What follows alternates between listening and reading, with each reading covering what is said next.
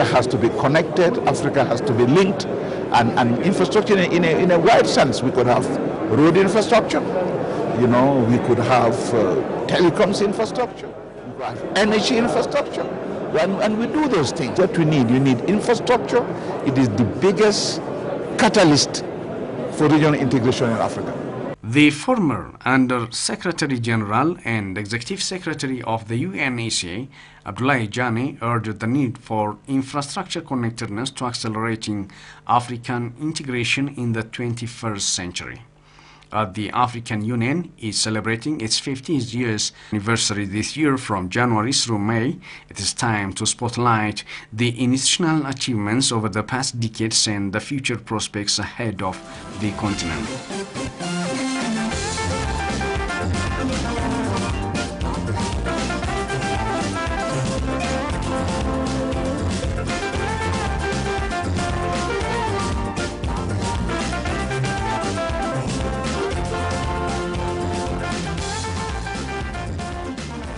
When we see the achievements at the organizational level, its founders had fulfilled their mission to liberate the continent from colonialism.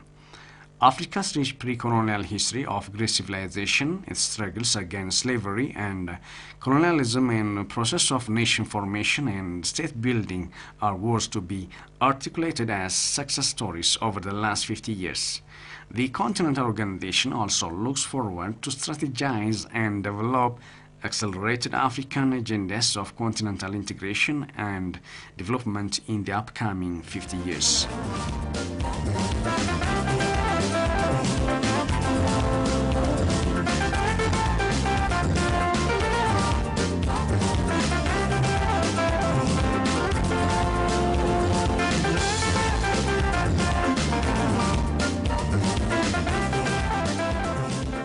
Now, Africa is in a new era of Afro-enthusiasm. It is entirely transforming itself from an era of Afro-pessimism. Currently, in the face of global dynamism, 6 African countries are being mentioned among the 10 top fastest-growing economies in the world. However, the continent still faces significant challenges that need to be effectively addressed to ensure sustainability. Among other issues, the continent needs to speed up all forms of infrastructural connectivity to secure decent livelihoods of its people and free movement of people, goods and services. No, we are still need a lot in the infrastructure area. And if we are considering this, the theme of this year and the celebration of the 50th anniversary of the African Union and our organization, since it was established by our great founders, we can say that the infrastructure is highly needed, highly requested for setting this Pan-Africanism and the Africa Renaissance. How? You see, Pan-Africanism means that we are all collected, we are all loyal to our continent. We believe in our Africanism, we believe and proud of being Africans. This cannot be achieved without the infrastructure development.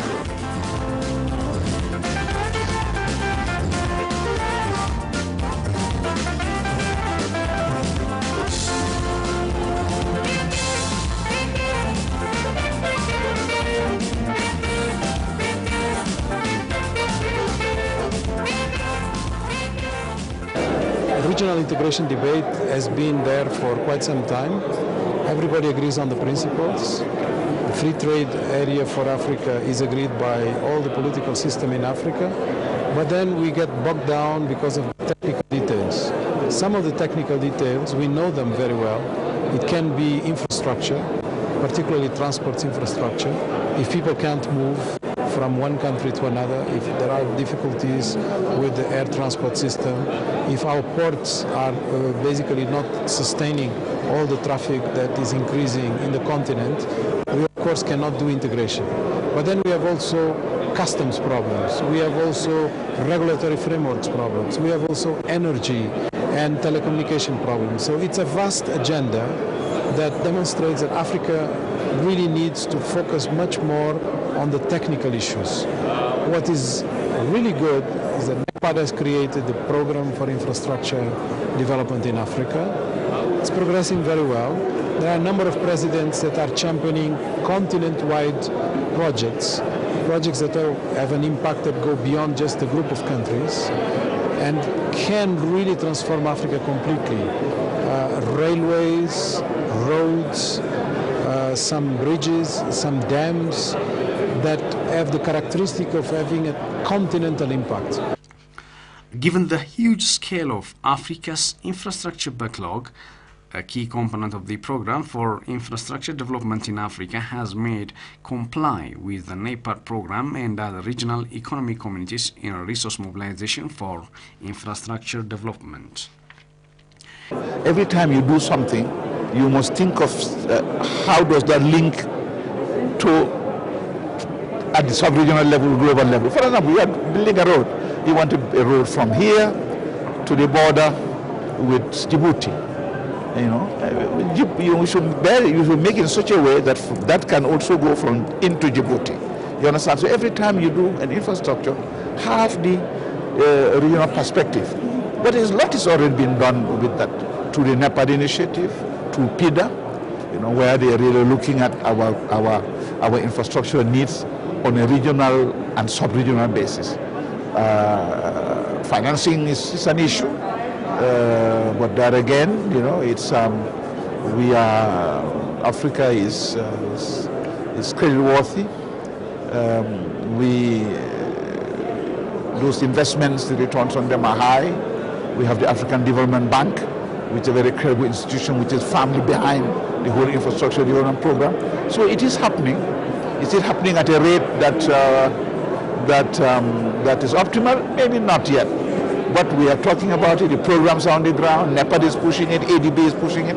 So I have no doubt that really infrastructure development will be optimal, and that it will drive Africa into to integrate more. We're talking of a continental free trade area. That could not happen without better infrastructure. So this is the key factor for the international agenda.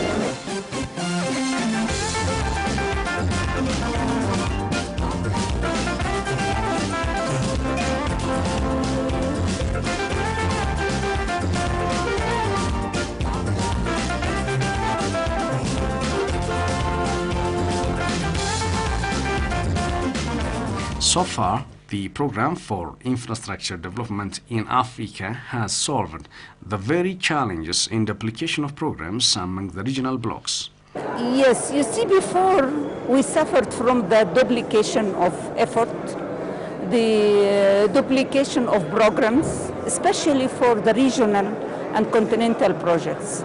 For the national ones, it's going no problem in that, but to work on regional and continental programs, it was not well organized. That's why we had the PIDA program, which was adopted last year in January 2012, where we have now, for the first time in Africa, to have one program for all the continent, which has the support of all stakeholders. I mean, the African Union, the regional economic communities, with NEPAD program also, with the ADB programs, all of, and also UNECA. So we are all worked together to have this program, which we call it PIDA, the Program for Infrastructure Development in Africa. Africans now are looking into the future. We are becoming less reactive, and we are taking more ownership of our own development process. Unfortunately, this is not yet enough. We have to do much more. We have to be bolder. The vision has also to be bolder. And this is, we are seeing it timidly, but hopefully in the future, and taking advantage of the 50 years of our continental organization, we are going to use any possible opportunity to actually accelerate the discussions about the vision, and a way of addressing the gaps with domestic resource mobilization. Because Africa has the resources, they are not necessarily known by policymakers the way they should, but we have to have this shifting of the minds so people use more domestic resources.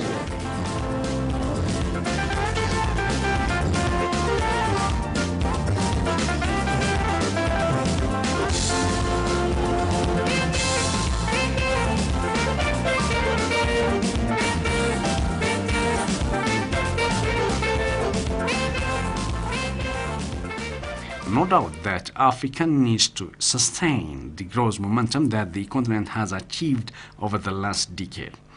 This can only be done if Africa manages to mobilize every effort to implement its flagship projects, among others is maintaining infrastructure development.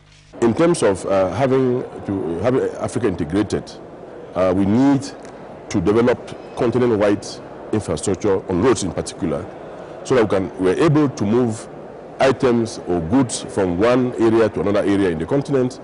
We can improve a lot of intra-African trade.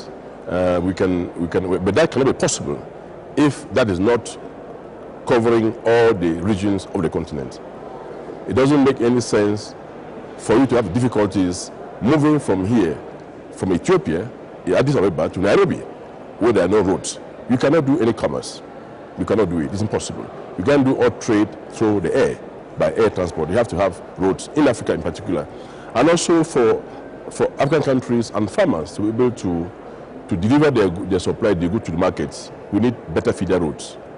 We need entirely very good road network for everybody, for all those who need those supplies, who need to do trade, to be able to do their trade in a unified manner. So in terms of what we do, UNICEF very much requires the upgrade of roads that will facilitate the organization's abilities to be able to transport items to those in need. There are already some achievements. On the country level, yes, there are, and we can find it in many countries. Yes, there are some are not, and I think Ethiopia is a good example for this area. National. Yes, on the national level, but also on the regional level, there are a lot of projects going on. For example, if we consider Cairo-Cape Town corridor, now the missing links are very few. And there is a lot of work even going on here in Ethiopia. There is work going on this Mombasa-Addis road. There is work, it's already almost finished between Egypt and Sudan. So only few missing links in this corridor, and if we concentrate and we decided to do it, we can do it even within 5 years to have this corridor completed. If you go to for example, this another corridor which comes from Algiers to Lagos. Also, a lot of work has been done in this area. So I think there is work, but we have to do more. If we want to get the integrated continent, we have to work more and more.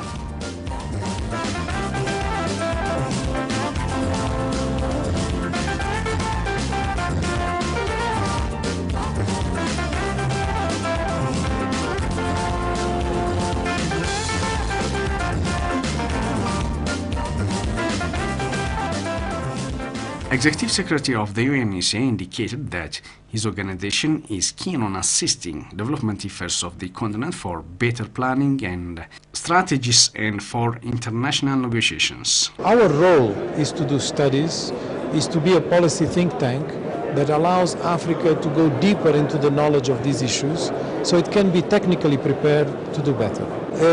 We have a lot of things that ECA does every year. Most of the gains that we have had in terms of international negotiations, be it on climate change, be it on trade, be it on customs harmonization, be it on infrastructure development, be it on telecommunications, have benefited from studies done by ECA.